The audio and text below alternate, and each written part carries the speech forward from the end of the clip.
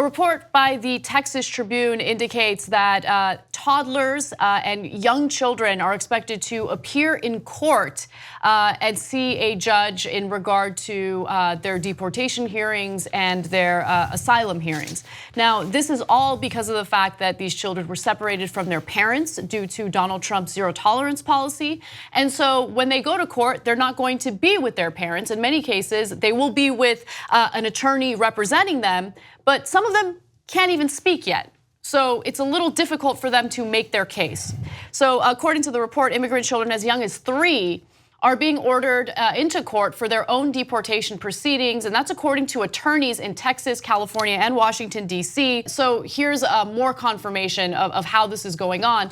Leaders at 3 legal services organizations and a private firm confirmed that children are being served with notices to appear in court. They are not entitled to an attorney, but rather are given a list of legal services organizations that might help them. I bet that really helps a 3-year-old.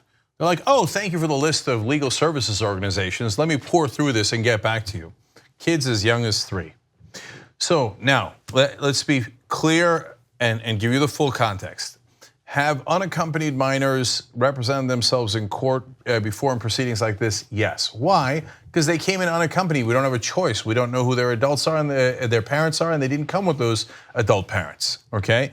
Now, but most of those kids are, of course, older. Why? Because they were able to come from wherever they live all the way to the United States and make it into the US. So that obviously a 3-year-old couldn't do that. But now that we are separating the kids from their parents, there's all these young kids going to court. One of the kids started climbing on the table in the middle of the proceedings. Why? Because they're a 3-year-old. They don't know what's going on. And so they have to defend themselves in front of the judge while someone is trying to throw them out of the country. Right. So I do want to give you a statement from one of the lawyers who spoke to the Texas Tribune about this, because it gives you a sense of how insane this policy is and what the following consequences have been.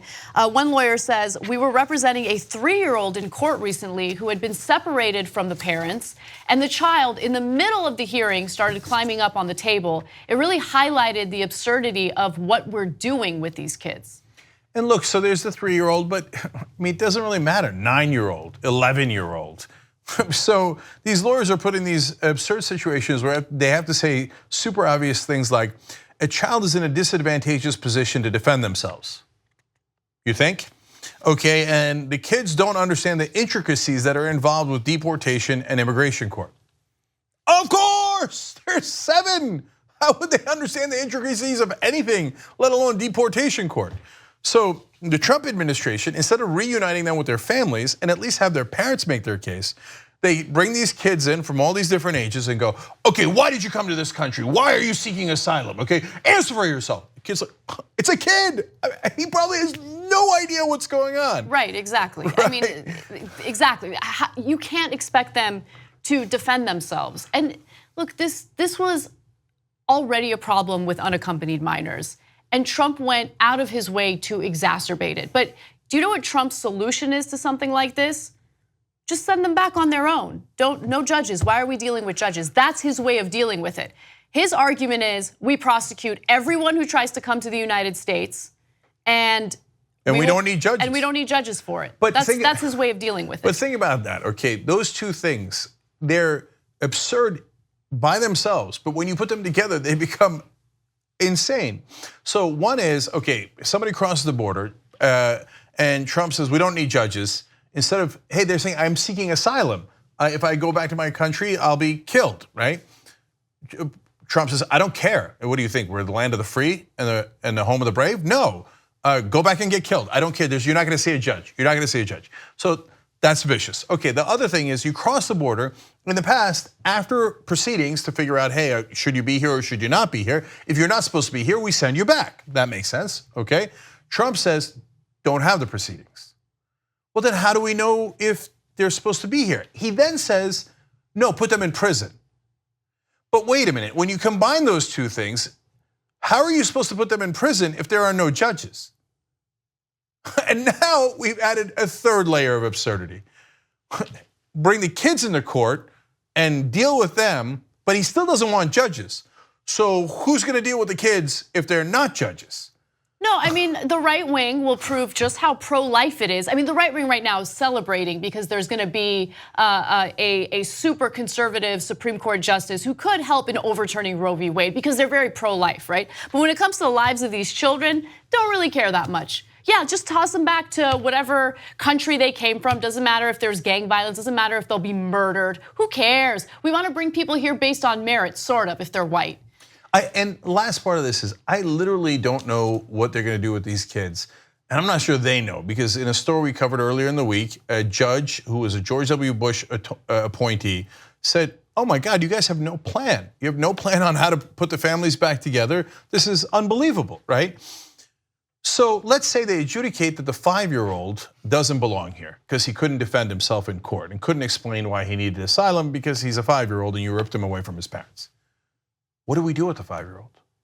Do we go put him in the middle of the desert? What do we do with him? And some of the parents have already been deported. In New York, the mayor is reporting parents have been deported without their kids. So do we know where the parents are? No, we don't. So where do we ship the 5-year-old? What are we gonna do with that 3-year-old? That's a real case. What are we gonna do with that 3-year-old? Just throw him across the border? They never had any plan. Their only plan was be as vicious as you can, and part of the reason is they want voter turnout in the midterm elections. That's exactly right, because it appeals to their voters. It appeals to their base. That's the reason why Trump does what he does. He just wants to appear tough without actually doing anything to solve any problem in the country, right? We're having trouble motivating them to show up to the votes, so we keep losing these special elections. Oh, I got an idea. Here's how we can motivate our vicious voters. Start ripping families apart. Maybe they'll be like, oh, that's fun. Let's go vote. Well, at least we got to rip those families apart and the kids, we got no plan for them. And they don't have their parents anymore. By the way, I'm pro-life. Yeah, I'll believe it when I see it. No, they're pro-government controlling your life. They have absolutely no principles. Anything that Trump-supporting right-wingers say, just know that they're the exact opposite of that. They love big government, they love controlling your life, they are not pro-life, and they are incredibly vicious to those who have no position of power. So why do they not care about a 3-year-old if their whole principle is pro-life, and the kids, what about the children? What about the children? That's why we care about the children that are in your womb. We care so much about the fetuses. Okay, well then you should care just at a minimum, just as much about the 3-year-old. So why don't you care about the 3-year-old? Because when it's in your womb, it isn't about the kid, it's about the woman. Absolutely. Because then you can control her. And you get to be big government, get between her and her doctor and say, you will not make decisions anymore. I will make those decisions for you. Know your role. That's the whole point of the so-called pro-life movement. 2 easy ways to follow the Young Turks. One is hit the subscribe button down below, then you're a TYT subscriber. And second is ring the bell. And when you do that on YouTube, you're notified of our videos.